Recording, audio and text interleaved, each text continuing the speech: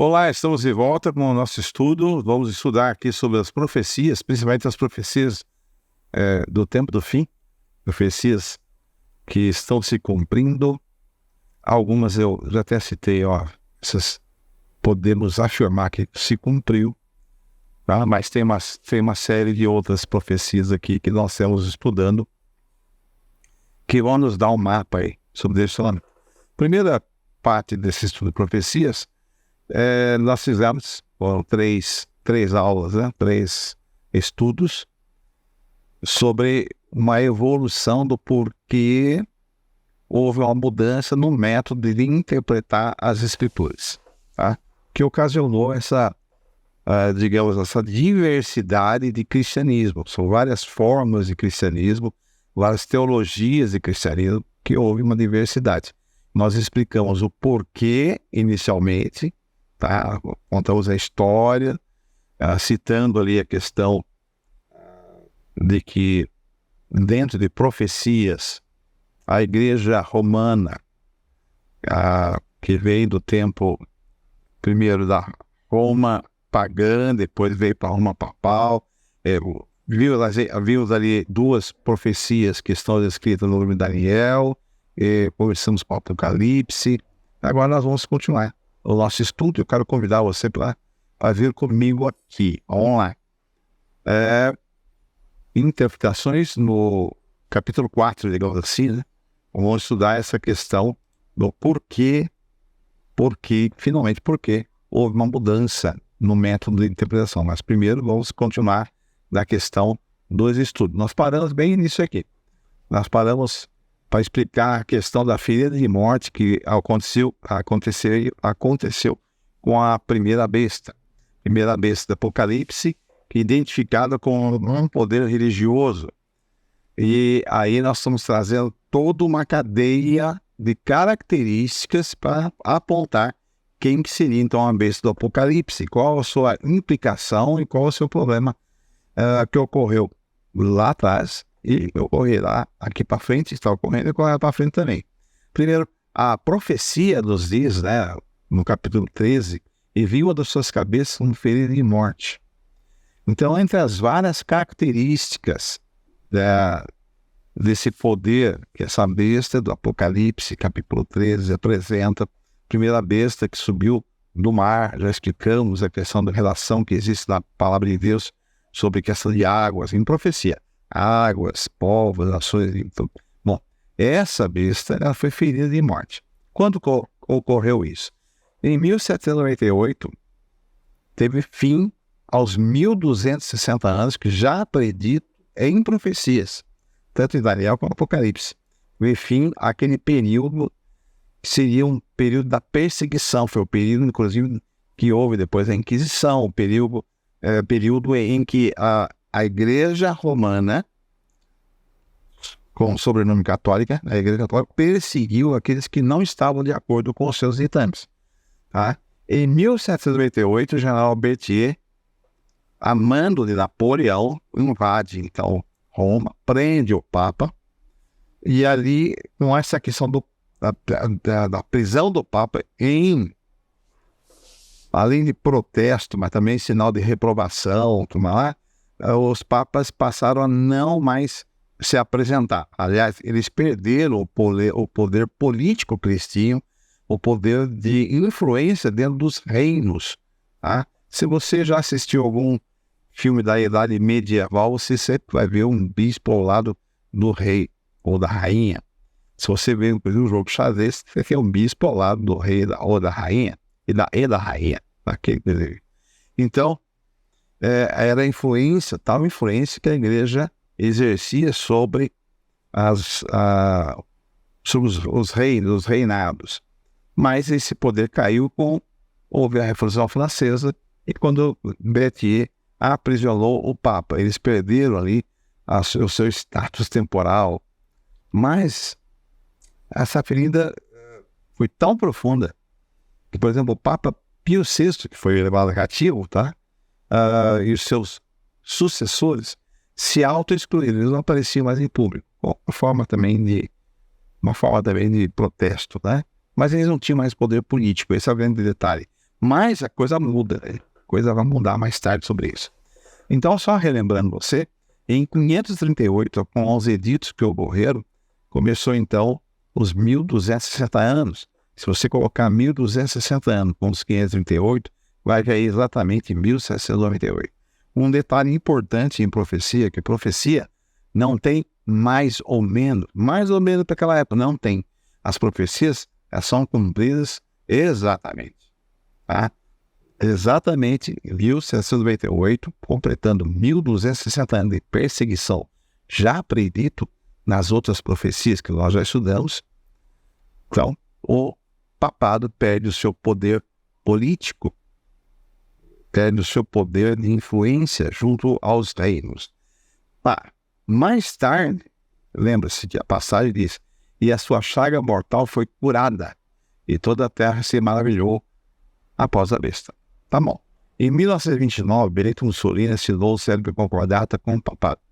Benito Mussolini não era católico, não era uma pessoa, digamos assim, religiosa, mas ele assinou porque era, para ele, um movimento político. Ele assinou e devolveu os 44 hectares que é onde está, por exemplo, a Basílica de São Pedro, que é o Estado do Vaticano. E o Vaticano passou a ter novamente o status de Estado. E os papas passaram a ter o status de chefe de Estado. E aí começa a ascensão novamente do papado. Eles começam a retomar a sua força. Em 1929, com Benito Mussolini. Eles voltaram a se mostrar em público, eles voltaram a fazer os seus discursos, tiveram aí as Nações Unidas, tiveram muito a ver, por exemplo, com a parte de política, como, por exemplo, aquela do Muro de Berlim. Então, o papado começou a retornar, ter sua força e só se faz aumentar. Eu tenho um outro estudo falando exatamente sobre isso, mas eu quero chegar no foco do porquê existem tantas vertentes do cristianismo. Mas estou te mostrando que dentro de uma sequência lógica, tá? A Bíblia aponta quem é a besta do Apocalipse, isso incomodou, e aí vieram outras profecias demonstrando a questão de quem é essa besta. Essa besta agora, que foi ferida de morte, e veja, a profecia diz que ela seria ferida de morte. Quando aquele período ali daria encerramento ao período dos 1260 anos. Por isso que eu digo que a Bíblia não é mais ou menos, a Bíblia dá datas exatas. Em 538 nós tivemos ali o edito que dava início aí a grande perseguição. Já existia, mas agora uma perseguição mais ferrenha. Em 538. Por 1260 anos, 1798. Aí você procura na história qual foi o grande acontecimento que marca esse período, ou marca 1798. O aprisionamento do Papa Pio VI. Tá? A declaração de que não existe Deus. Muitos outros países seguiram essa questão aí e falaram o seguinte, nós somos livres da influência da igreja sobre o nosso reinado. E aí houve essa parte da Revolução, em 1929, então o papado começa a voltar a ter a sua influência, e aí começa a ter sua influência no mundo. Mas existem outras características que demonstram, por exemplo, que a Igreja Católica, a Igreja Católica, ela é a besta do Apocalipse, capítulo 13. E foi-lhe dada uma boca para proferir grandes coisas, e blasfêmias, e deu-se poder para agir por 42 meses. E se você pegar, é a característica dos 1260 anos. Qual foi a religião, ou a instituição que perseguiu e bateu exatamente em 1260 anos? Então, é mais uma característica que nos leva a crer, através de todas as características, que a Igreja Romana, Católica Romana, ela se enquadra dentro dessa questão do Apocalipse capítulo 13, que apresenta uma besta que inclusive ia perseguir o povo de Deus. E aqui foi dado esse detalhe. Há algumas outras arrogâncias que são levadas pelo papado, como por exemplo, a pretensão de perdoar pecados. Você note que houve grande dissensão entre os judeus quando Cristo estava perdoando pecados. Mas Cristo tinha o poder e a autoridade para isso. O apóstolo Pedro declarou que não tinha poder para perdoar pecado. O apóstolo Pedro falou isso. Mas, dentro do rito da Igreja Católica e dos papas, eles podem perdoar os pecados, coisa que é atribuição somente de Cristo. Isso é uma das coisas também que pode-se dizer que são blasfêmias. Mas, o qual só põe e se levanta contra tudo que se chama Deus e se adora, de sorte que se assenta lá como Deus do templo de Deus, querendo parecer Deus. São características. No caso, o Papa ele se assenta no trono lá, no caso, aqui na Praça São Pedro, está essa cena, e lá está. No templo, que não era elegido para a Igreja Católica, nem para o Deus vivo, mas tem seu trono. Ele se assenta ali e é reverenciado como sendo o Papa, o Pai de todos os cristãos, e tem poder para perdoar os pecados. E mais coisas, outras características. Ele chama para si o nome de o Santo Pai, o Pai da Igreja. Ele atribui a ele o título de Santo Pai. Porém, em Mateus 23, 9, Jesus adverte: a ninguém sobre a terra chameis vosso Pai, porque não é vosso Pai, aquele que está nos céus. Mas ele está usurpando o poder e uma atribuição que é de Deus. Proclama ser a cabeça da igreja, usurpando assim a função de Cristo. Cristo é a cabeça da igreja. Efésios 5, 23 nos fala sobre isso. A prática de ajoelhar-se perante ele, nem um anjo. Quando João ajoelhou perante o anjo, ele falou: não faça isso, levanta, sou cego teu. Mas a prática de ajoelhar-se perante o Papa é norma, que é o reconhecimento que ele é superior.